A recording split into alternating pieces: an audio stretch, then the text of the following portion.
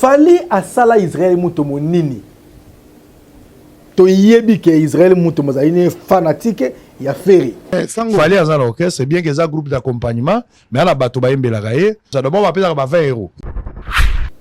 Depuis akangisa confrère na ye ndeko na ye Yves Bouya tangu yo Israël yo finga bato tumla nani sa kangisa yo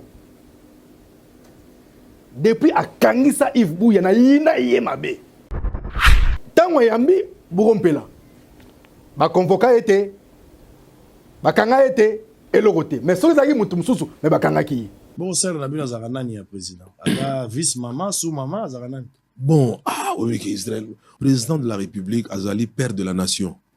Azali marié officiellement à maman Denise Nyakero Tshisekedi. Donc, tant qu'on a un beau-frère, il y a président de la République, nous avons se reconnaître, nous avons se retrouver. Nous avons se retrouver. Nous avons répété que nous avons dit que mais tant qu'on présente les carnats tapis rouge, tout le monde a une maman Denise Nyakero Tshisekedi, qui est sa femme officielle. Azali Monsinaï.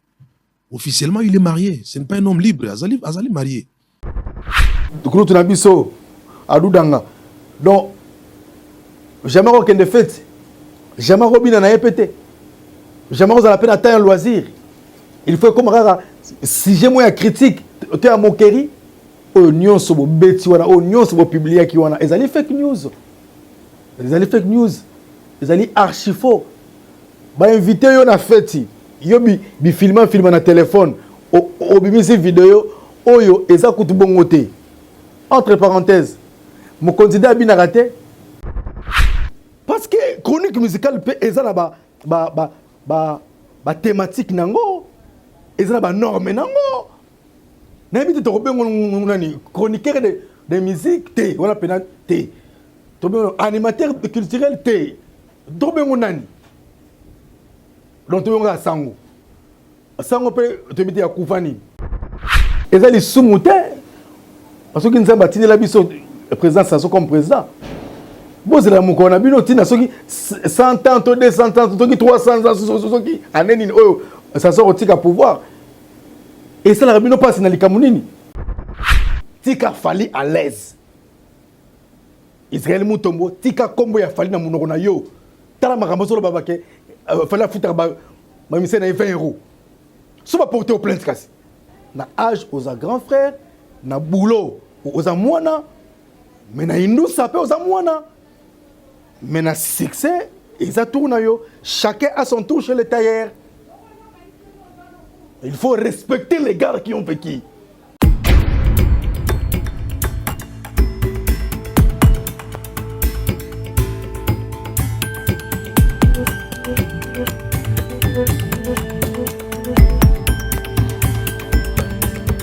Bote nabino bandeko nyonso obozo Rolanda aime le serviteur nabino Pegin Sasa le terminateur de la presse congolaise moderne mikolo yo bomoni ke mikolo to José Betemana noté parce que to Jasikeza Roya et puis ils ont kotana na temple il y a sa grandeur spirituelle prophète Konde Paul Dominique pourtant erobima ezui ezai comme ça beau sentir pena que indo sa beto ba différencier na. On a idéologie à main libre. Main libre veut dire seulement parler à haute voix, dénoncer. Main libre et la question peut couper sa moutou. Parole et la vérité. Main libre, main libre main libre paye la question mais maintenant il y a bien donc il y a un engloba yango na main libre. Puis ça avec structure na mobimba sebel ezali na ba émission belé, ba magazine, tout consort, mais nous avons présenté différemment par rapport à la ligne éditoriale, peut cahier des charges na salle la Indousa. Je suis réalisé par Whisky Ushia, Oyo Azali, le Kizengi intelligent, le plus grand réalisateur ya Congo Nabiso Oyo. Quand on peut dire ça, ça confirme. Donc c'est que Moudarbo Yango Azate pour 25 ans d'expérience à Indousa, sous la bénédiction, il y a un mentor Nanga Zakaï Babasoué. Azali député sa frontière et opérationnel, Azali faiseur des rois, opérateur culturel, Asalama Ramobé, na Moka, ou Aroboudé, on va opérer 1000 fois sans anesthésie même place. lelo mo ba sujet ezali ebele kasi ya liboso to kenanga ba Brazzaville. Brazzaville mboka ya papa Ochombe mwana mwebara oyo toza koloba ke ata o elingaka no sasu te ata oboyaka na o sasu mais ndima ke yene mutaza président tisikoyo c'est le président Denis Sassou Nguesso, grand prêtre de Ligue Ondinga, le Bogar enveloppé du soleil, papa ya Claudia Ikia, papa ya Kiki, papa ya Batouebele, et puis Torobo Sanarate, motema ya Nguli, maman Nguli azakota la biso esika oyo azali. Tika tolobela surtout dossier moko oyo ba confrère na ngai, bande ko na ngai ya ba pandisango ya Brazza, bande ko na ngai ya Brazza News, ba ote ko publier récemment la o etali vraie version ezalaki nini pe fausse information oba beti na ndenge indusa oba kosi population ezalaki ke tala ndenge DG ya SN adudanga aza robina na ye, tandis que kuna courant ekei kuna population eza konyokama baza rejoindre na pouvoir na bango na sengi na bapandisi sango surtout ya Brazzaville botika bizaleli ya bandeko na biso ya bazairwa tana bengi zairwa bizaleli na biso ya bakongolais ya RDC tango oyebi information te tango po linga mutu te tika ko betelo ko moko boye oyo eko nuire autorité to oyo eko toucher personnalité ya bakonzi ya mboka oyo nyonso bo beti wana oyo nyonso bo publier ki wana ezali fake news, ezali archi faux. Ba invité yo na fête yo bi filma na téléphone o bimisi vidéo oyo eza kutu bongo te. Entre parenthèses, mon candidat bina raté. Donc déjà SN ninga zaona kutu na biso adudanga. Donc jamais aucun de fête, jamais robina na épété, jamais aux appels à taille loisir. Il faut comme rara si j'ai moi critique tu à moquerie. Vraie information ezali nini ezala qui à l'occasion il y a anniversaire il y a mwana moko ya mokonzi mboka Marina Nguesso okutalingaka ne ko te ba bwa ka ba télévision o pe kutalingaka te ba filmer ye mais ceux qui n'ont pas l'obélango boye ezali pona ko éclaircir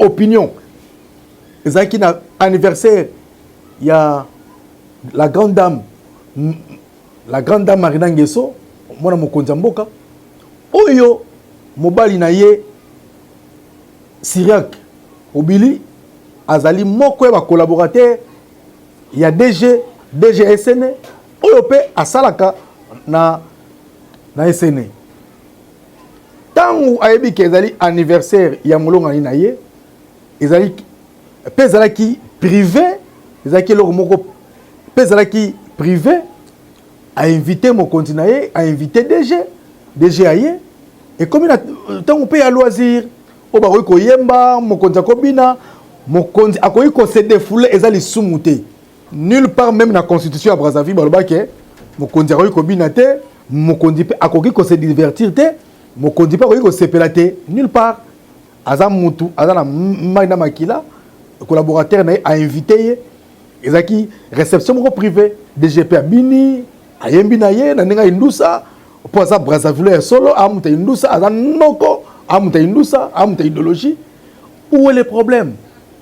Tant que zolo bake ya za robina kuna kureza libiente bande ko ngai Brazza News bande ko nga pe oyo ba ennemi ya ba autorité ya mboka tangu baza ko yiba ba pylone baza ko yiba ba singa baza ko yiba biloko pona ko déstabiliser pouvoir ya Sassou pona ko déstabiliser DGSN pona ko publier répéter que ba yiba ki panneau telle place ba yiba ki singa telle place bolo ba ngopé.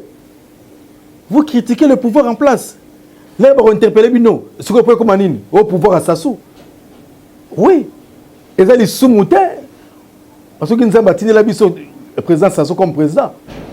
Bozé la mokona bino tina soki 100 ans, 200 ans, 300 ans, soki aneni oyo ça sort au tika pouvoir. Et ça la bino passe na likamunini. Tango ba yiba ba pylone. Baza ko yiba ba singa. Bino na ndenge. YSN. Pourquoi vous ne communiquez pas? Pourquoi vous ne publiez pas? Déjà Doudanga a comment sujet à moquerie d'abino kuna na Brazzaville. Sora kure keiboe bogangi a Doudanga. Succès ya mokonzi et comme sujet à moquerie na bino. En Afrique to ebi condition ba kura na biso ndenge zalaka. Ndenge l'électricité na biso zalaka. Et ce n'est pas une difficulté à Mickey Ebele Oyo. DG Azako Bunda, n'a pas collaborateur et si là. Sous la bénédiction, il y a mon compte Mboka, Denis Sassou Nguesso Oalingi, que SN, et là, ta poswasika, matériel les alliés, et puis nous avons des ingénieurs très compétents pour la SN. Moi, j'encourage le DG Adoudanga, je l'encourage ainsi que ses collaborateurs, il y a Rossala Moussala, et puis multiplier sous effort pour servir la population. Mais bande konanga ba pandisango, surtout bande ko Brazza News, tala bi publier oyo, bo publier. Ceux qui le ba porter bino plainte. Est-ce que vous recevez plainte? Ceux qui va porter bino plainte. Vous voulez déstabiliser le pouvoir en place? Vous voulez nuire le chef de l'État? Vous voulez nuire celui que le chef a placé pour nous servir? Ma personnalité va conduire à SN. Non, c'est pas bon. C'est pas bon. Moi, en tant que journaliste d'investigation, je vous propose, s'il y a des difficultés, ceux qui ont les caméras, qui ont maîtrisé, qui sont dans la SN, qui sont dans la direction générale, mon agent, mon collaborateur, il y a DG, mon DG. DG, qu'est-ce qui ne va pas? Nini Boyi. Et journaliste d'investigation, à Kenara, Tina source. Aux informations, au traité, peu diffusées. Mais vous êtes en train de publier les images qui ne sont pas autorisées. Il y a qu'au publier, on a toi. Si on vous porte plainte, place d'une image joana. Le monde comment évolue dans les réseaux sociaux, des films, des photos. Ben sur la fête, des films. Ben sur la fête, des photos. Et ils ont interdit de jeter mon conduit quelconque à qui n'a fait abina, toi c'est divertir. Toi ça la loisir naïe. Ils ont interdit.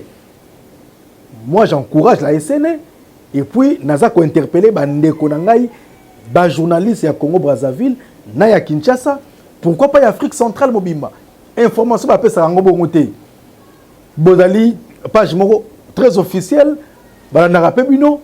Mais bon, si vous publiez le lokuta, pour nous abonner n'a pas vu. C'est pas bon. Là, je réitère encore sincère félicitations pour bon anniversaire na Madame Marina Nguesso, Wazali Moulongani ya Monsieur Syriac Obili, Oyo, accompagné à Mokonza Mboka partout et puis ils sont loyaux et fidèles envers le chef de l'État.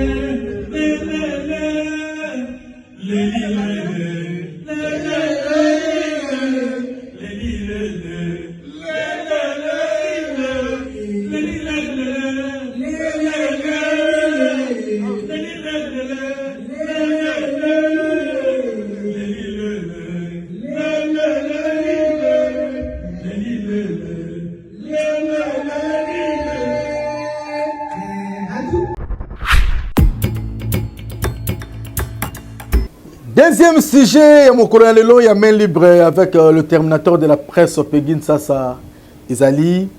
Mon colonel, le 29 octobre 2024, moi, Mboka, Roga, missile Zangoul, le chevalier, Oyo, Aouti, Kozala, Awana ville ya Kinshasa, pour na koleka na émission, il y a confrère Nabiso, Israël Moutombo, autrement dit Sango.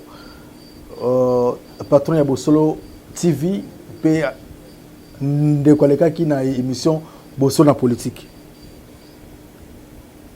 Émission moko kitoko, une très belle émission. Premièrement, primo, nous avons constaté apparemment de quoi comprendre et l'eau aller au Kosalate. La seule, là ça l'engage que moi. La seule émission où elle a suivi na Bosolo TV, ezaka Bosolo na politique. Car soye longa Israël ezali. On te dit que c'est un youtubeur à côté de la TV na Nengambika, c'est bon. Et puis on ne peut pas ignorer, moi Pegin ça je ne peux pas ignorer qu'actuellement nous vivons l'époque d'Israël Moutombo. Parce que tant au biso ba Pegin ça va succès na ba faveur, na ba génie polémique. Israël ezali na TV peut-être dans un hôpital ou quelconque, toi Zalaki, au côté de la télévision. Là, c'est vrai. Parce que j'ai 25 ans d'expérience et nous ça. Ma colonion, Sobayebi, mon grand frère Nanga Kakia Kewa, l'ancien patron Nanga Zakari Bababaswe, Tokeina, deuxième patron Nanga Kibambishin, toi Nakabe Yapindi Passi Bayebi, nous ça, Bandegonion Sobayebi qui est Pegin, ça c'est le terminateur de la presse. Et lors de ça, on a passé dans une émission, il y a caractère politique, Bosolo na politique. La politique, c'est vraiment le cas moukié. Et monsieur Balouka Nango, monsieur vraiment le cas na Bosolo na politique. Il fallait payer cahier des charges, échanger, et comme ça, Bosolo na musique. C'est ça, c'est coutume na principe. Parce que même chronique musicale en haut, il pose des questions. Où est allé Libanda trop? Azo pose la question au B. Et puis, azo respecter éthique et déontologie. Il y a un autre bakonzi c'est ça bakonzi INP. C'est bon, talaka ba mission Israël té. Mais jamais Israël a été interpellé et suspendu à part Nengen de Konangaï, président Abissoa Cessac, à Betaremo et Gogomoukié, il y a quelques jours, mais Azora raté. C'est important, même surtout dans pas trois chaînes et la télévision, ou à ça la journalisme, à apprendre quand même éthique et déontologie. Parce que la question Moussoussou, ils ont mal formulé, que excité Moutou, que excité Moutou, à l'Obama B, pour la Moutou Songolo Pakala. Entre parenthèses, en tant que journaliste, d'investigation, fallait à Sala Israël Moutomo Nini. To yebi que Israël Moutomo est fanatique, il y a ferry. Impresario, il y a ferry. To yebi, ce n'est pas aussi mauvais. Mais pourquoi Kakako, tanga kombo ya fali na nenge ya mabe pour et créer le mot européen à Mabé. Donc apparemment, il y a fallu problème. Natal a mission vraiment Bosolo na politique était pour la lingara sous-souté, la lingara sous Israël Moutomote. Pourquoi je l'ai dit? Depuis Akangisa, confrère Naye, Ndeko Naye, Yves Bouya. Tant où yo Israël, yo fingra bateau, tout le monde. Nansi Akangisa yo. Depuis Akangisa Yves Bouya na yina yemabe. Excusez-moi pour un terme. Je suis chrétien, ko ina yema bete le roi Satan, mais na sepelaka na ye lisusu te mpo akangisa ndeko na ye journaliste parent responsable tandis que ye asalaka babétise ebele bavire nyonso oyo Israël asalaka kofinga baautorité nyonso mais ye bakangaka ye te parce que il est au-dessus de la mêlée ndenge amilobaka ndenge amikomisaka il peut tout faire ye aza danger aleki tous les journalistes il est aleki batutu. Je parle sous contrôle. Il y a bilobela mwanzana ye monenga lobaka. Période moko boye asalaka émission na burompela. Botala émission na boluka yango. Il a cherché nambala nyonso ko piéger burompela pour loba mabe pour na pouvoir en place, surtout que a touché personnalité. Il y a couple présidentiel. Ce qui n'a qu'à aussi, où est-ce que vous êtes réalisateur mais tellement Bourron Pela était sage et intelligent, à qui m'a question on a piégé. Donc on a préparé que ceux qui ont yambié tout n'a pas po ba question ya on ne kangaye Bourron Pela était très sage. Il y a que répondre à la question de la sagesse. Et puis, vous voyez bien que Israël Moutoumaya a la vie privée à chef de l'État, il y a couple présidentiel, na plateau, il y a télévision. Tant qu'il y a mis, Bourrompela. Ma convoca était, ma kanga était, et le côté. Mais ceux qui ont mis mais ma kanga qui beau-frère, Zolingata, le beau-frère. Beau-frère, alors on est piqué ça, mais la côte de la famille. Écoute. Président de la République, Azali, père de la nation. Azali marié officiellement à maman Denise Nyakero Tshisekedi. Donc, tant qu'on a un beau-frère, il y a président de la République, nous avons se reconnaître, nous avons se retrouver. Nous avons se retrouver. Nous avons répété que Nazali non ko yabana. Maintenant, on présente le carana tapis rouge. Le carana tapis rouge, tout le monde a une maman Denise Nyakero Tshisekedi, qui est sa femme officielle. Azali Monsinaye. Officiellement, il est marié. Ce n'est pas un homme libre. Azali marié. Alors, ngasko beau-frère na se retrouver beau-frère ya na odembela beau-frère na bino za nani ya président ala vice maman sous maman za nani bon oui que Israël on a ba question moko un peu pertinente ngai na ebité en tout cas tango batu bakutana na mokili batu bazalaka te parce que vous en avez ba sœur au sœur no le musa salaki libandana peut-être na mutumo oyeba te vous comprendre.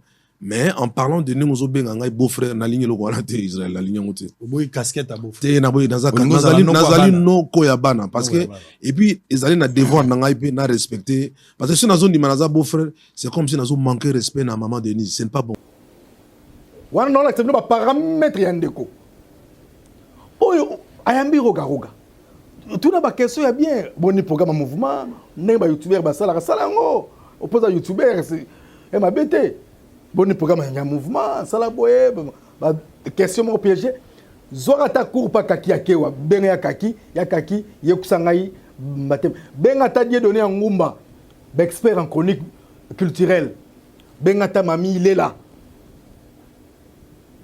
benga ta jouer bangato après ça recours benga ta papi moma malgré que hier père net kaka bengata Marius Munga va pesa recours parce que chronique musicale pe ezala ba thématique nango ezala ba norme nango na habite to bengo nani chroniqueur de musique te wala pena te to bengo animateur culturel te to bengo nani donc to bengo sango pe to bite ya kufani. Oui, ça a un style, oui. C'est bon, on appelle la tata. Toi, j'ai un juge. Je juge, mais j'incarne. Je juge. Donc. Mais Sango, je te dis, renseigne-toi. Bon, qu'est-ce qu'il y a Kinshasa? Ça va $20, $50. Renseigne-toi. Naza sur l'orchestre na donc Fali, Ferré, Kofi, on parle des orchestres. Hein? J'ai cité les leaders. J'ai cité les leaders. Sango. Orchestre est opérationnel. Tant que le orchestre c'est Yagisasa, orchestre soit les représentés dans bateau. Qui ma question à la tête. Mais Sango. Fali à l'orchestre, c'est bien qu'ils aient un groupe d'accompagnement, mais à la bateau ba yembe la gaye, ça doit pas payer 20 €. Sango, renseigne-toi. Yo yebi ni ngana zoloba. Na kin bato bazwa 50 dollars par concert kolongola boboke tout 50 dollars mais nga napesa mise 50 dollars yo bana na ba 200 euros lengo uti opesa après casino plus que ça plus que ça. Renseigne-toi. Ba kopesa bango 200 quand même. Non, traitement inhumain. Pourquoi ceux qui au bongi bato ba pembe na bino ba mission bolingi ba bongate? À part makambo ya kofuta mapona production, yo za na avantage ebele o ko kopesa. Lokola batonyo so ba yebi ke yo za penza musicien à pouvoir ya Brazzaville. Mais sango. Mais wana ni nozoloba. Soki na ba boye, eza pona jalousie. Na ne lo na ko envier pa Israël mutombo te po na bima avaye. Na sala succès avaye. Malgré qu'il y a un gaz mikolo, il faut biso tout ton dit mais un gaz un impact ces époques na eto boye yango te. Mais à apprendre musala pour abebisa musala na biso te oyo to nyoka minango. Pour na sala combo na pour na koma mwa boye. Malgré que non to bongite mutabongi za Israël za danser ba chipi ya kanda ba butu ya kanda ba mangutu to kanda premier te. Na senga na bino soki na kosi nous sommes dans le lobby, nous avons des preuves psycho. Nous avons vraiment besoin de la politique pour nous faire. Mais tant que les téléspectateurs ils peuvent ça. Tala buzo ba mutu na yo a lobby azo salaka. Batininga mo lien Nathalie nanabi oui, bande ko a raison. Il faut changer. Il faut changer. À changer mentalité, à changer façon de faire naïe. Je ne suis pas ennemi d'Israël Mutombo. Nazali pe conquérant naïeté. Pour tous un niveau moroté. Quand je dis niveau moroté parce qu'il y a alors déjà qui est à danser. Donc ce que les kinga gloire à Dieu. Soit ça patron ko le gloire à Dieu. Soit ça la mbongo ko le gloire à Dieu. Muluba mwindo za vantar na mbongo na ye ce n'est que normal ngape mukongo ya mwindu na muluba mwindu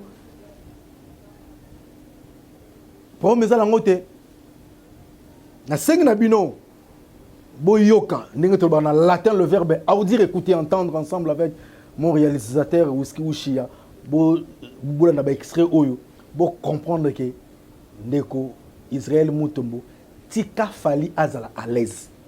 Ça la bémission donc so otangi kombo ya falite et ça lo bien té. Comment ça faire ça la on peut bien ou comment c'est faire? Comment c'est faire? Au salé bien musala c'est bien bon.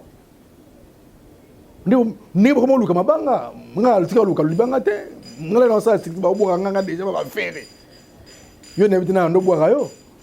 Na nenga mabete. Donc conclusion, nazaki ennemi à Israël té. Na tumbaka epete parce que na finga été parce que na finga ba pe la TVT. Mais ça la vérité. Vérité en onde mutezo ko blessé so maloko la insulte. Je n'incite pas mais ceux qui mutasali ma bebo interpeller payer azora pe bambano ebelé parce que il n'est pas au-dessus de la mêlée. Tika fali à l'aise.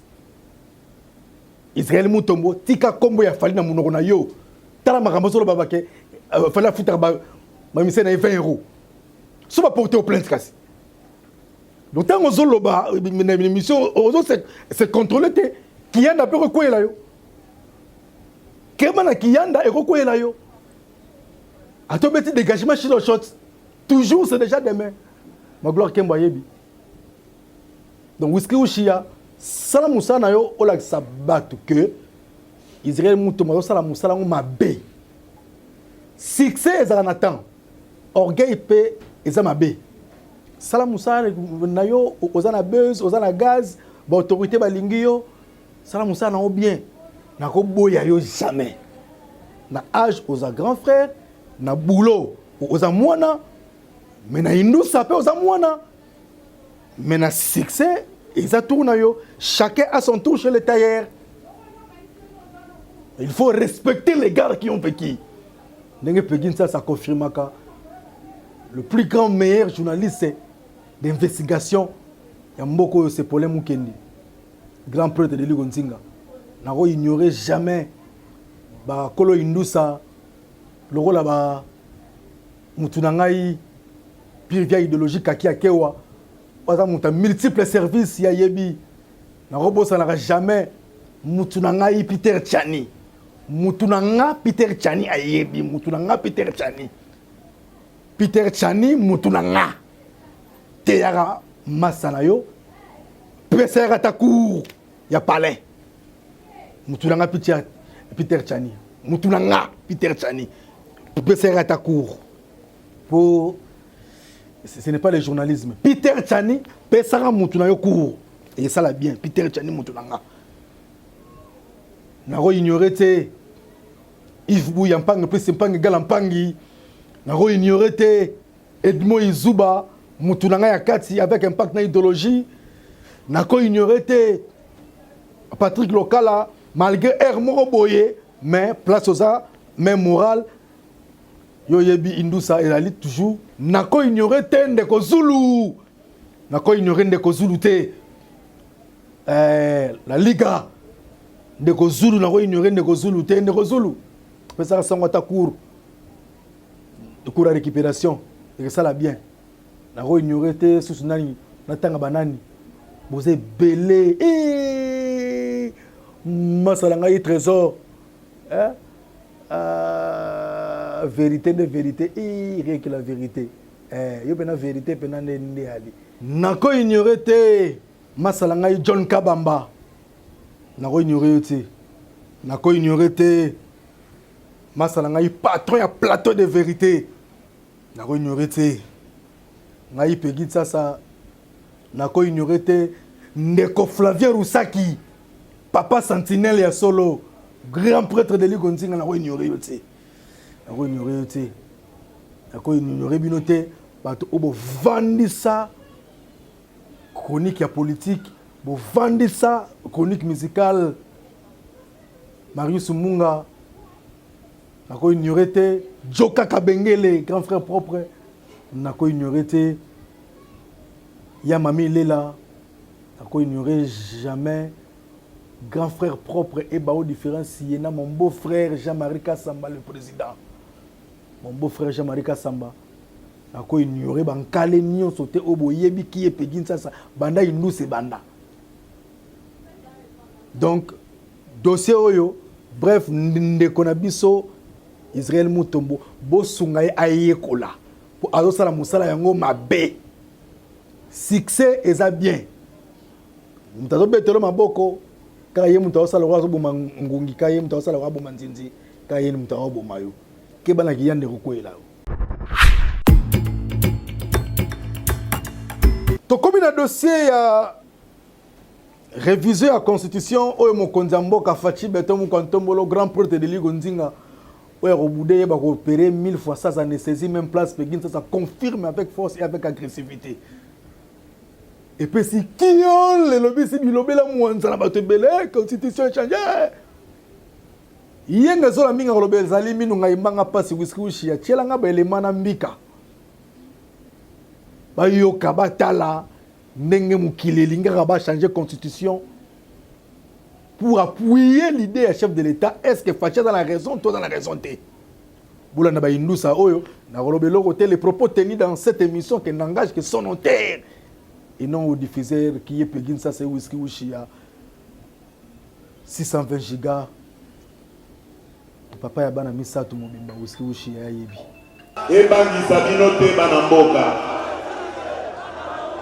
constitution na biso ezali malamu te constitution na biso ezali kosenga bana mboka o bazali na mayele bafandela yango bakoka kotala likambo wana likambo oyo ya bamanda oyo ezali na constitution oyo elobi ke manda eza be mibale soki osali moko peuple congolais apesi oyo ya mibale osali abu dia likambo wana mpona kochange yango esengeli kaka peuple congolais ye moko oyo abetelaki yango sete ezali likambo ya président de la république te kasi président de la république azali garant ya bon fonctionnement ya mboka.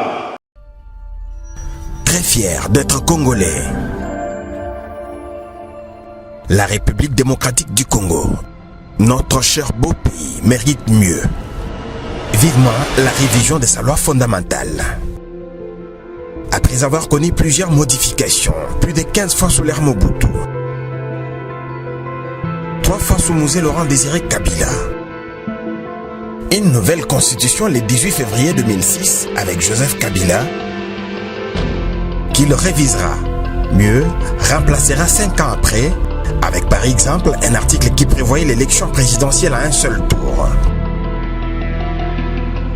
Le moment est arrivé pour dire non à une constitution caduque, obsolète, et faisant la part belle aux belligérants. Mais plus grave, article 217, la République démocratique du Congo peut abandonner une partie de sa souveraineté pour l'unité africaine. Tous unanimes sur la question. Majorité. Depuis la campagne, il y a révision constitutionnelle pour Nanga et parmi les noms à partir. Opposition. Nous avons un projet de révision de la Constitution que nous avons soumise à l'Assemblée nationale, que lorsque nous avons le président élu, la première question qui va se poser, c'est comment on compose le gouvernement. Cela va prendre 4 à 6 mois et toute cette énergie que l'on a mis en place pour mobiliser le peuple, elle va s'estomper. J'entends reprendre ce projet parce qu'il comporte un certain nombre de réformes nécessaires à la stabilisation de notre pays et au renforcement de l'efficacité institutionnelle. Sans oublier les autres segments de la société civile. Attention, dans un pays laïque que la RDC, les avis des prêtres catholiques ne doivent pas être considérés comme une parole d'évangile. Très chers compatriotes, l'heure est grave. Mobilisons-nous derrière le chef de l'État Félix-Antoine Tshisekedi Tshilombo pour qu'ensemble, écrivions notre propre histoire pour le bien-être de tous. À ne pas oublier, Papa Lobaki, le peuple d'abord. Prenez le courage. La révision constitutionnelle, changement de la Constitution, c'est maintenant ou jamais.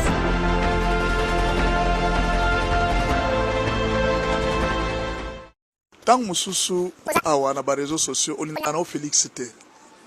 Mais attention olinga félicité, linga kwa tamboka ko ndeko na ngai. Atamboka Congo linga. Félix alobi, il faut to changer constitution. Jamais to changer constitution te to tanga na noa, zela na to tanga. Naza na article 215. Yoka bien, landa bien, article 215. Les traités et accords internationaux régulièrement conclus ont dès leur publication, une autorité supérieure à celle de loi. C'est-à-dire, ceux qui les lois, ont signé accord à Luanda est commis supérieur à Mibeko Mboka, sous réserve pour chaque traité ou accord, selon la publication pour l'autre partie, selon son application par l'autre partie. Donc, ceux qui les ont signé accord à Luanda, ou bien dengue, signé accord à 2009, Kabila na Bahani, accord wana est supérieur à Mibeko Mboka. Est-ce que vous pouvez comprendre? 2. Ceux qui, président, à qui vous consultez Cour constitutionnelle, Premier ministre, président de l'Assemblée nationale, ou même président du Sénat, ou même 10 députés, ou alors 10 sénateurs, qui mona Cour constitutionnelle, que non, a déclaré traité ou accord international wana que eza bien te, to se peri nango te, alobi pote accord, cour accord wana et si la valeur nango, il faut causer la tango ba ko changer constitution. C'est-à-dire, tant que vous changez la constitution, l'accord est aussi là. Autrement dit, l'accord que le gouvernement passé à Kabila et signé qui a M23, et qu'on a changé tant qu'on n'a pas changé la constitution. Donc, attendez que vous bunda. D'après la constitution, M23 n'est pas bunda, on a raison. Ce qu'on évité. D'après la constitution, M23 n'est pas raison. Pourquoi? Parce que signé qui accord na Kabila, accord wana est causal valable jusqu'à ce que vous changez la constitution mususu. Article 217. La République démocratique du Congo peut conclure des traités ou des accords d'association ou de communauté comportant un abandon partiel de souveraineté en vue de promouvoir une unité africaine. C'est-à-dire, Congo, ekoki kondima pe ko signer ba accord mususu et abandonner souveraineté na yango. C'est-à-dire nenge toza boy toteki souveraineté ndambo au nom de l'unité africaine. C'est-à-dire pona kaka Afrique tozala na unité, Congo il faut ndima eteki ndambo ya souveraineté na yango et kabi souveraineté na yango eteki mabele na yango binono au nom de l'unité africaine. Na ebité est-ce que bamboka nyonso bakoki bateka ka pe souveraineté na bango au nom de l'unité africaine ou bien zaka kabiso balo siko yo ye ko ebisanga olobite constitution na toko changer te ya tanga nanu otangi nanu nde oye ko ebisanga habite article ote siko bayibisi bino ke batu basala ki constitution bazaki bisote za batu moko bazaki 4 nde basala ki yango comprendre kaka te oningi Félix to komi na biso na suka ya main libre ya mokola lelo tikana féliciter